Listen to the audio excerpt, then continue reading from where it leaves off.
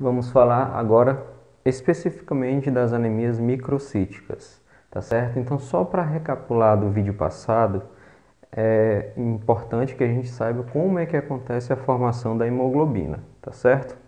Então, deixa eu pegar aqui o pincel. Esse. Então, a gente tem aqui a célula, né? Temos a mitocôndria.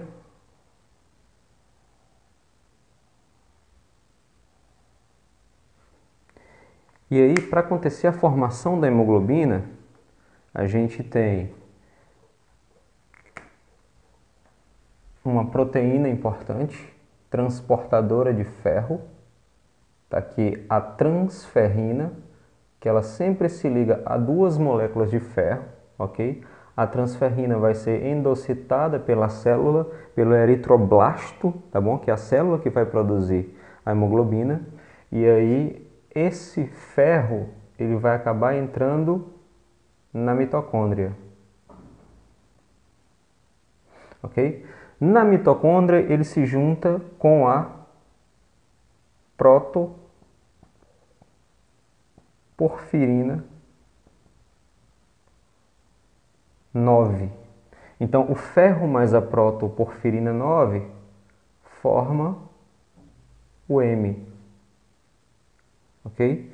E aí o M se junta com a globina e forma então a hemoglobina, tá certo? A hemoglobina normal vai ser a hemoglobina A1, que ela é formada por duas cadeias alfa e duas cadeias beta, mais o M, que é formado pelo ferro e pela protoporfirina 9, ok? As anemias microcíticas, aquelas que formam hemácias com volume corpuscular médio baixo, ou seja, abaixo de 80 fentolitros, né? O normal é entre 80 e 100, né? O VCM, 80 e 100, ela vai ser um problema em um desses componentes, ok? Então o problema pode ser ou no ferro, deixa eu ver se eu acho aqui ó, os pincéis. O problema pode ser ou no ferro, e aí eu posso ter a falta de ferro ou então a falta funcional do ferro, ok? Que é quando eu tenho ferro, mas ele não está servindo como substrato para ser produzida a hemoglobina. Então, se eu tenho a falta real de ferro,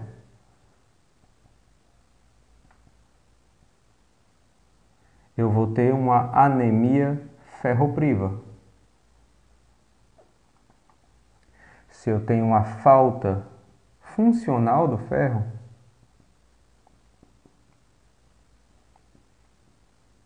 eu vou ter a anemia de doença inflamatória crônica.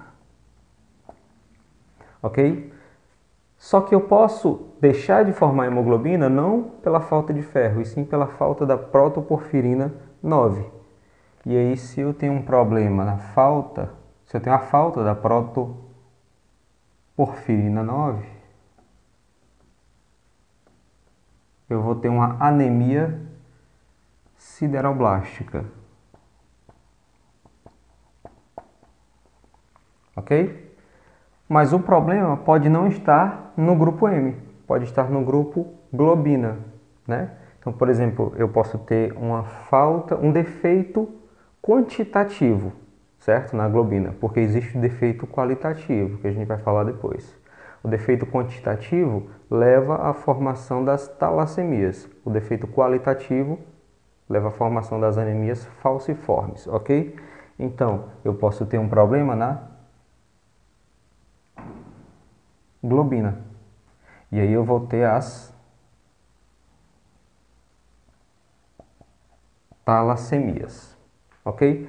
Então, o que a gente vai estudar são essas 4 possibilidades de anemias microcíticas. Então, quando eu pego o hemograma, eu vou olhar hemácias, eu vou olhar hemoglobina, olhar hematócrito, aí eu vou olhar o VCM. Eu posso ter uma anemia associada a um VCM baixo, ou seja, uma anemia microcítica, que é a que a gente vai estudar agora, tá bom? E para a gente estudar isso aí, é importante que a gente saiba como é que funciona o mecanismo de metabolismo, digamos assim, do ferro, ok? Então vou explicar de forma bastante resumida como é que funciona o metabolismo do ferro, porque ele vai ajudar a gente a entender como é que funciona aqui as anemias, tá certo? Deixa eu só pegar o pincel aqui. Ok, então vou apagar aqui.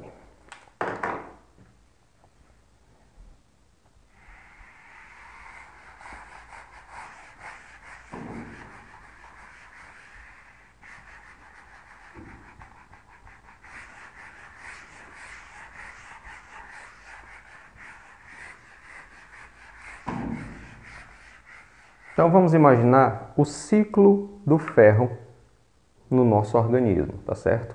Como é que acontece a absorção de ferro? Então, primeira coisa importante, onde o ferro é absorvido? Em qual parte do nosso sistema digestivo ele é absorvido? Ele vai ser absorvido no intestino delgado, tá certo? Então, olha só, a gente vai ter o intestino delgado. E a gente sabe que o intestino delgado ele tem 3 partes, tá bom?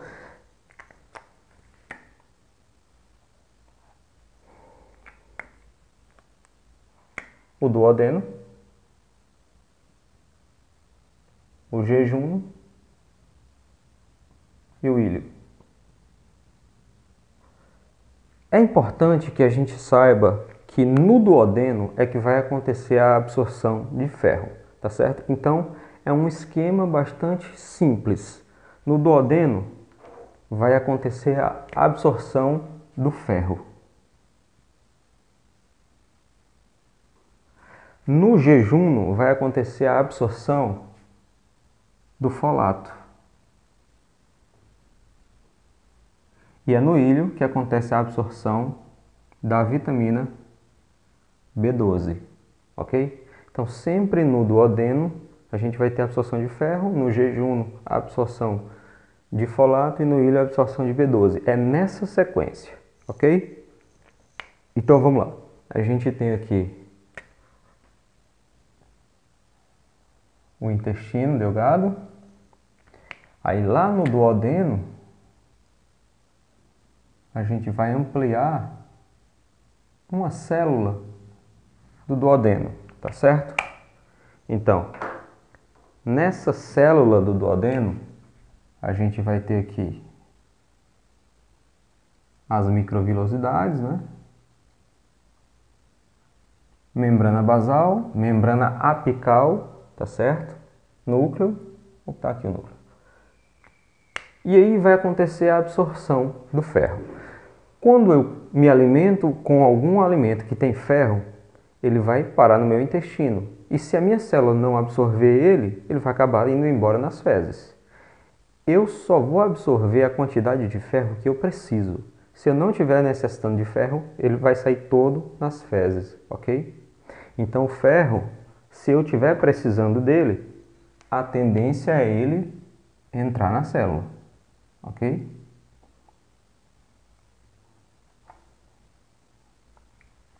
Só que se ele ficar na célula, se ele ficar no enterócito, ele vai acabar descamando e saindo nas fezes do mesmo jeito, não é?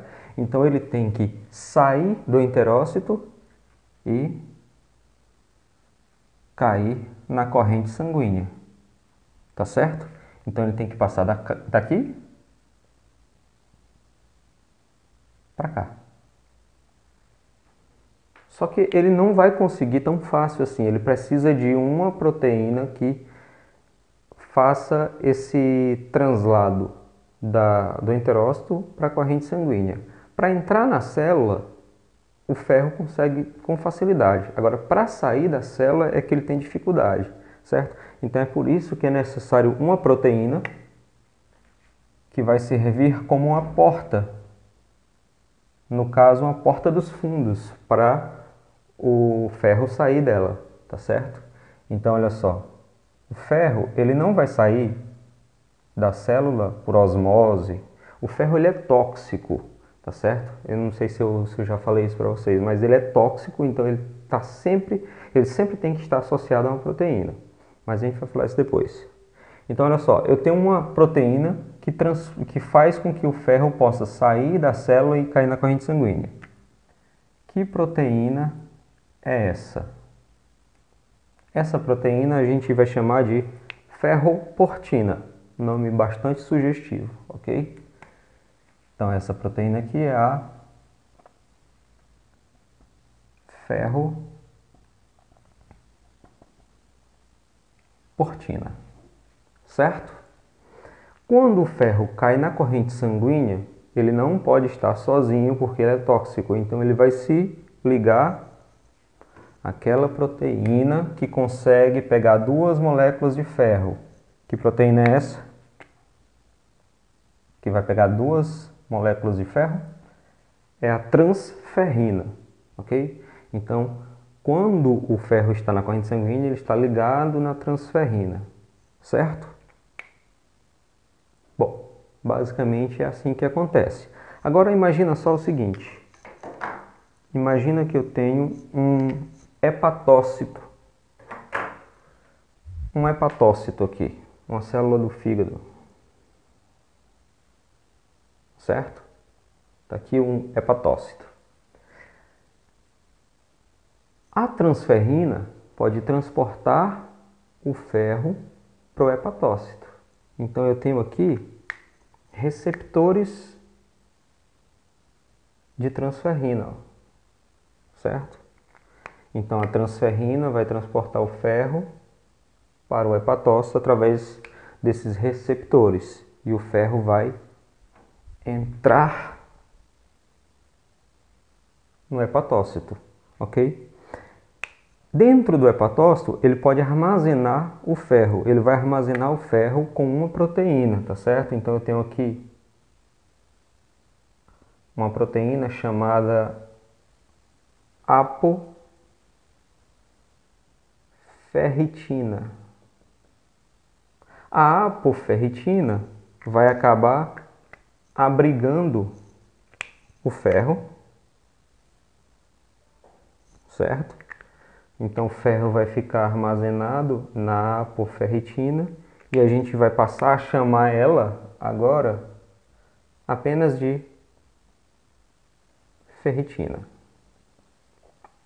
ok?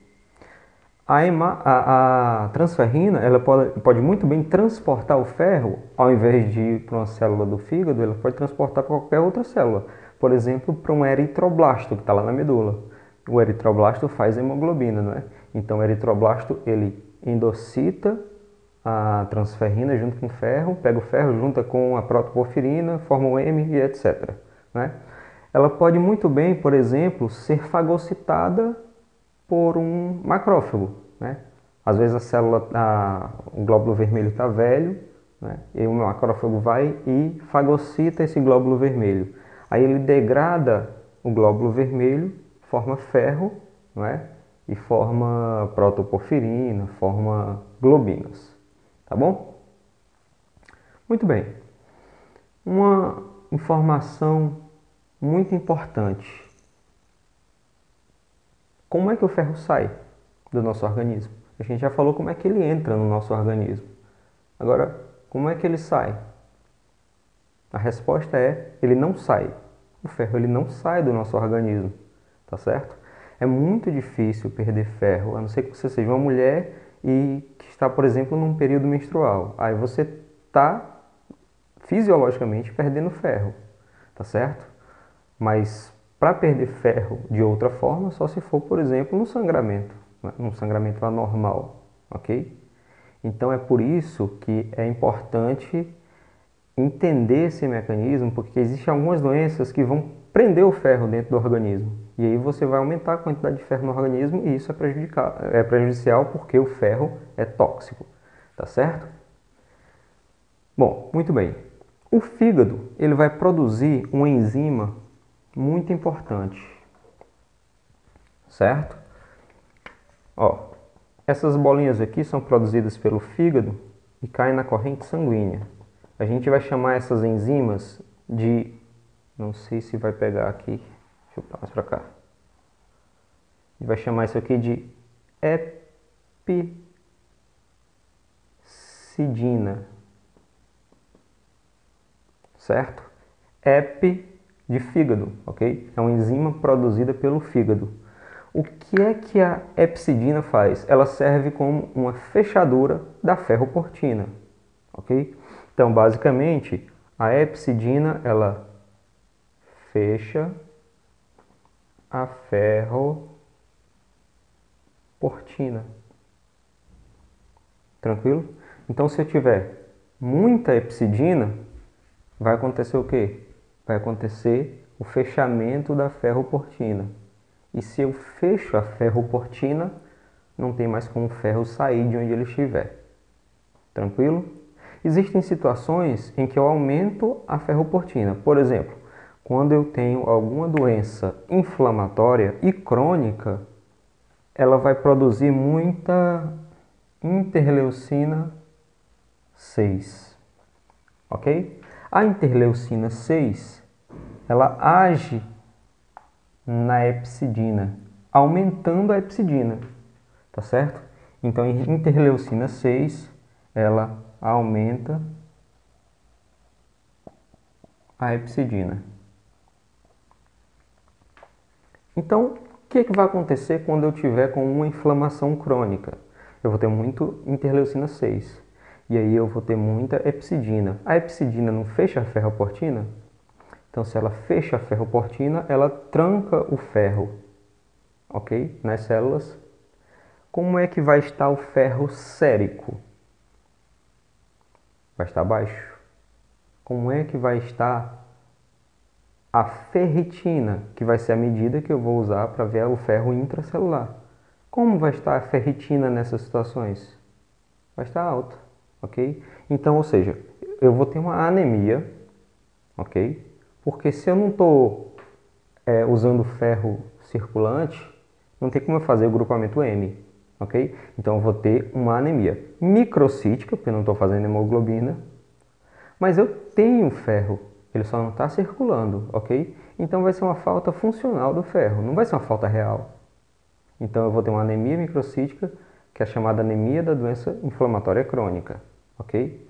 Já se eu não tiver o ferro de maneira alguma, por exemplo, se eu tiver uma doença celíaca, onde eu não vou absorver ferro aqui, se eu tiver uma má alimentação, onde eu não vou absorver ferro, se eu fizer um bypass gástrico, né? Fiz uma cirurgia gástrica e eu fiz aquela ligação até o jejuno, ou seja, do estômago o alimento passa para o jejuno, faz um bypass, né? Não passa para o duodeno. Olha o que é que o duodeno faz? Ele absorve ferro, então eu vou ter um problema também de anemia ferropriva, ok?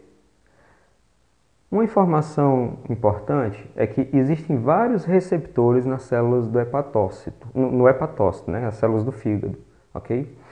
Se eu tiver algum defeito nesses receptores, ou se eu tiver, por exemplo, um defeito no gene formador da epsidina, o que é que acontece? Eu posso ter uma baixa produção de epsidina. E aí é o contrário, né? Então, se eu tenho um defeito genético onde eu não produzo epsidina, as portas vão estar sempre abertas, não é? Então, todo o ferro de todo alimento que eu como vai entrar no meu organismo. Lembra que eu falei? O ferro só entra no meu organismo se eu estiver precisando. Se eu não estiver precisando, ele sai nas fezes. Ele nem chega a entrar. Mas como a ferroportina está aberta, ele está lá dentro do enterócito, acaba caindo na corrente sanguínea, ok? Se ele cai na corrente sanguínea, ele vai se espalhando por todos os órgãos.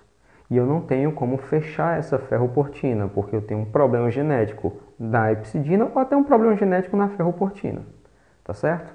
Como é o nome dessa doença? Em que eu tenho um exagero, um acúmulo exagerado de ferro por conta da ineficiência, digamos assim, da ferroportina.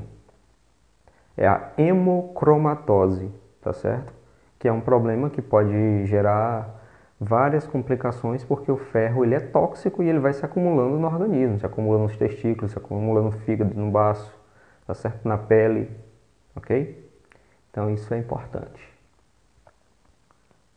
Acho que por enquanto isso aí dá pra gente usar isso aí como parâmetros para entender melhor as anemias, tá certo? Então vamos continuar.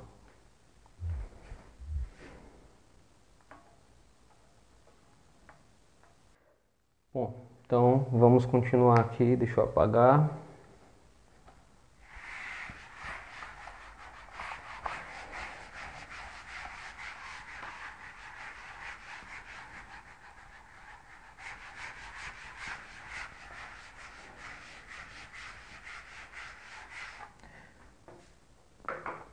Agora a gente vai entrar na parte realmente das anemias, né?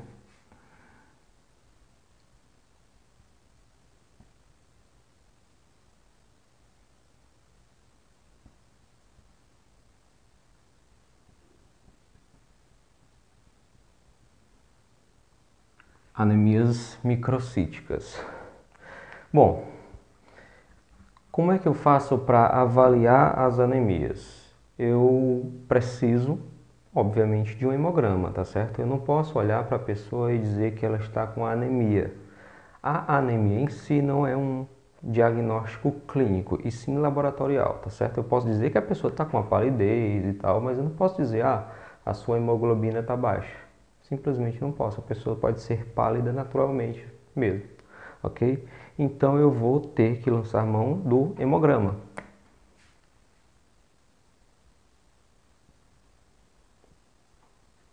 E o hemograma, ele é importante porque eu vou observar a hemoglobina, tá certo? Então a hemoglobina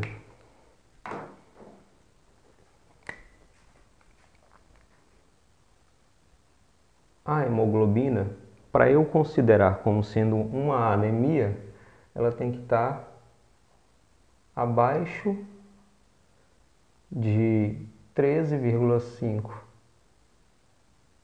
no homem e abaixo de 12 na mulher. Tá certo? Então, peguei o hemograma, observei a anemia, o que eu faço? Qual é a primeira coisa que eu devo pedir? Eu devo pedir uma contagem de reticulócitos, a gente não pode esquecer disso. A contagem de reticulócitos é importante para quê? Para a gente descartar hemorragia, certo? E para a gente descartar hemólise. A gente descarta hemorragia aguda e hemólise, certo? Então a gente pede reticulócitos.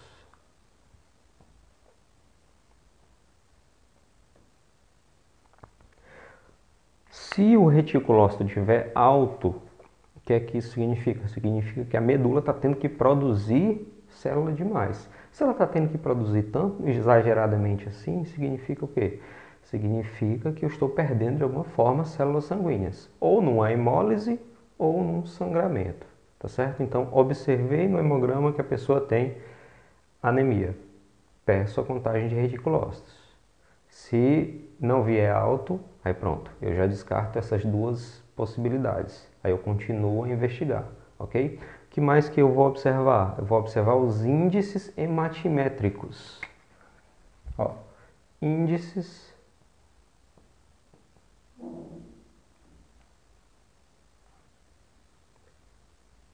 hematimétricos, tá certo? Quais são esses índices hematimétricos? VCM, o volume corpuscular médio, tá certo? Ele que vai dizer se a anemia é ou não é microcítica. E o VCM, ele para ser considerado uma anemia microcítica, ele tem que estar abaixo de 80, tá certo? Existem outros, por exemplo, existe o HCM, existe o CHCM, que tem a ver com a quantidade, a concentração de hemoglobina dentro da célula. Vocês têm que entender uma coisa: se faltar algum componente da hemoglobina, a tendência é a diminuição do citoplasma da célula, por isso que acontece a microcitose, ok? E aí acontece também a diminuição da concentração lá dentro de hemoglobina, certo? É o que vai acontecer no CHCM e no HCM, ok? Existe também o RDW. O RDW é para a gente verificar o índice de anisocitose. Iso é igual. Então, se tiver em isocitose, digamos assim, é como se as células todas estivessem do mesmo tamanho. Anisocitose significa que as células estão de tamanhos diferentes. Por quê? Porque o momento da produção é diferente. Eu estou no dia 10, eu estou produzindo muitas células. No dia 20 faltou ferro, certo? Aí eu vou começar no dia 20 a produzir células menores. Só que quando eu olho no exame, eu vou ver células do dia 10 e células do dia 20.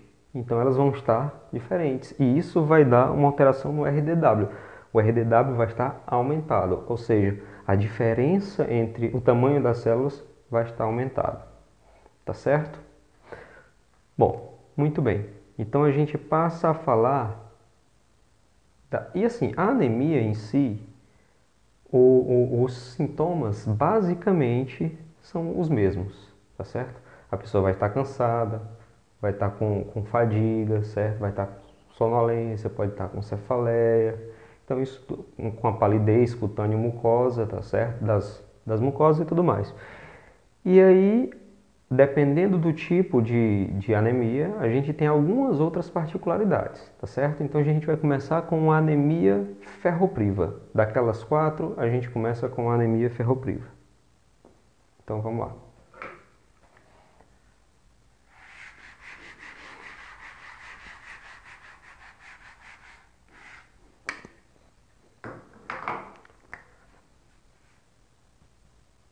Anemia por deficiência de ferro, que é a mais comum, tá certo? Quais poderiam ser as causas de anemia ferropriva?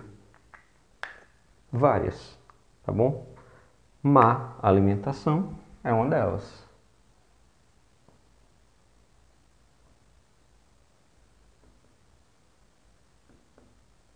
Problemas de absorção, por exemplo, doença celíaca.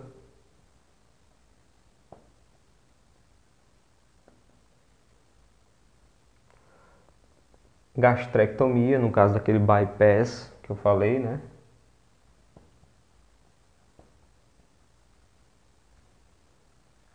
Casos mais graves, como por exemplo, câncer de colo.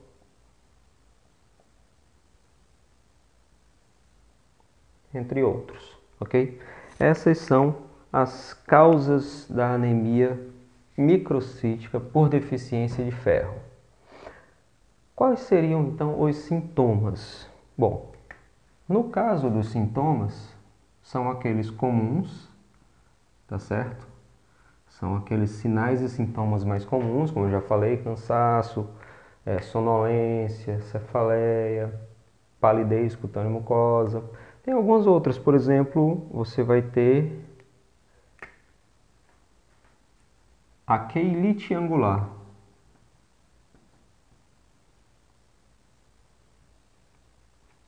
Inflamação nos cantos da boca, tá certo? Você pode ter uma glossite, inflamação da língua, diminuição das papilas, pode ter uma coiloníquia. Coiloníquia é as unhas em formato de colher, tá certo? Já é um pouco mais raro, né? Existe uma situação de perversão alimentar que a gente chama de pica, certo? Basicamente, geofagia e pagofagia. Hábito de comer terra, geofagia, e hábito de comer gelo, pagofagia. Tá certo? Isso pode estar associado, arroz cru, pode estar associado com a deficiência, sim, de ferro. Tá certo? Bom, sintomas, causas. O que a gente vai ver nas análises laboratoriais? Bom, de hemograma a gente já sabe, né? No hemograma a gente vai ver hemoglobina baixa, tá certo? Porque é uma anemia, ok? O VCM vai estar baixo porque a deficiência de algum substrato lá da hemoglobina, no caso o ferro, tá certo? E aí, para eu bater o martelo, eu tenho que pedir o quê? Tenho que pedir o perfil de ferro, certo?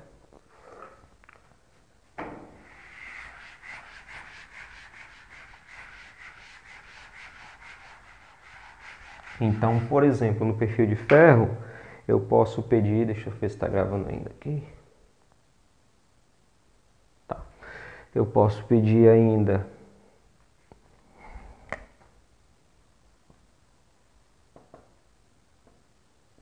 no perfil de ferro a ferritina, ok? A ferritina.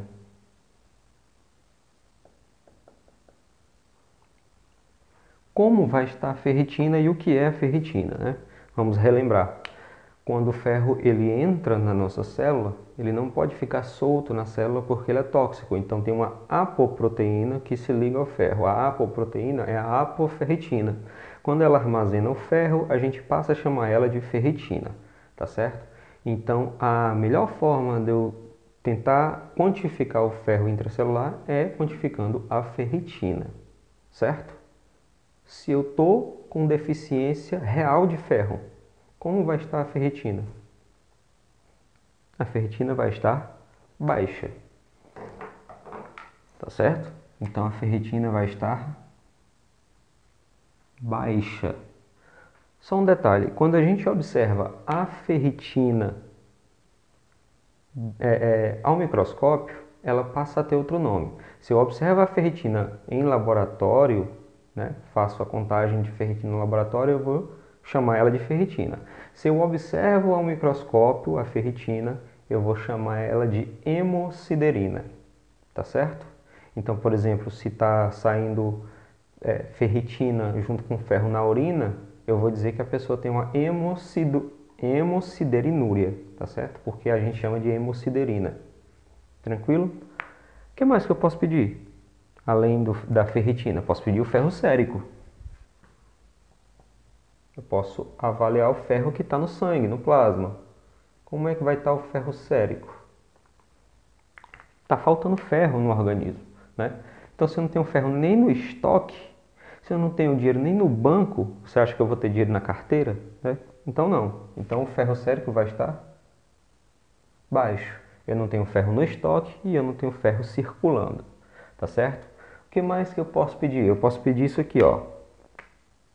TIBC. Capacidade total de ligação de ferro, tá certo?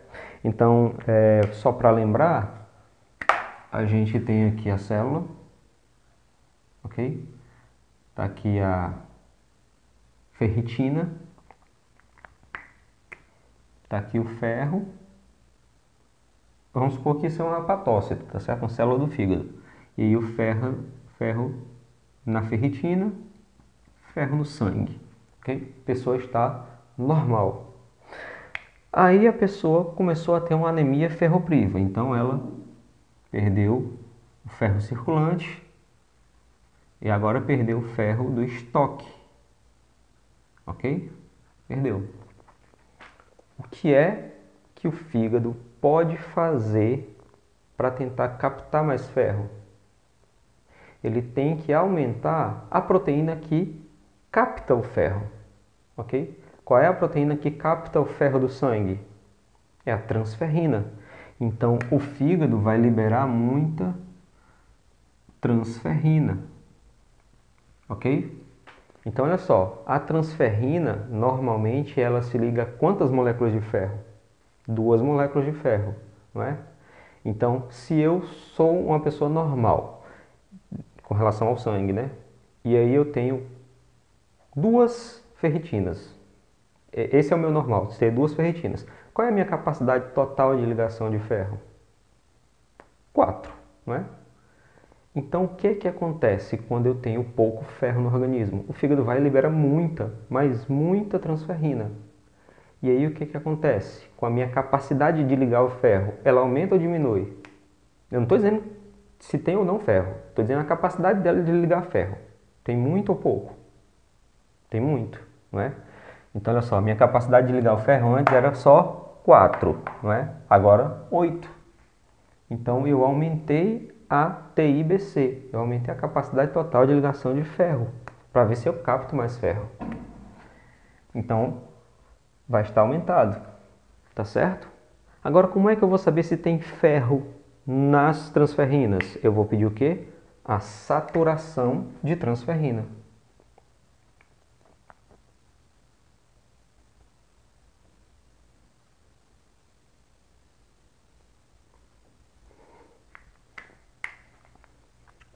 Se eu tenho ferro em todas as transferrinas, como é que vai estar a minha saturação de transferrina? Vai estar tudo saturado, certo? Ou seja, a saturação estaria alta. Mas eu tenho ferro? No caso da anemia ferropriva? Não. Então, como é que vai estar a minha saturação de transferrina? Vai estar baixa. A transferrina não vai estar saturada de tanto ferro porque não tem ferro, ok? Então, a saturação de transferrina vai estar baixa. Resumindo, anemia ferropriva, tudo vai estar baixo, menos a capacidade total de ligação de ferro, que vai estar alta, porque o fígado está tentando pegar muito ferro, está tentando pegar o pouco ferro que tem, né? Aumentando a quantidade de transferrina. Tá certo? Bom, então, basicamente é isso com relação às anemias ferroprivas. Como é que eu vou tratar uma anemia ferropriva?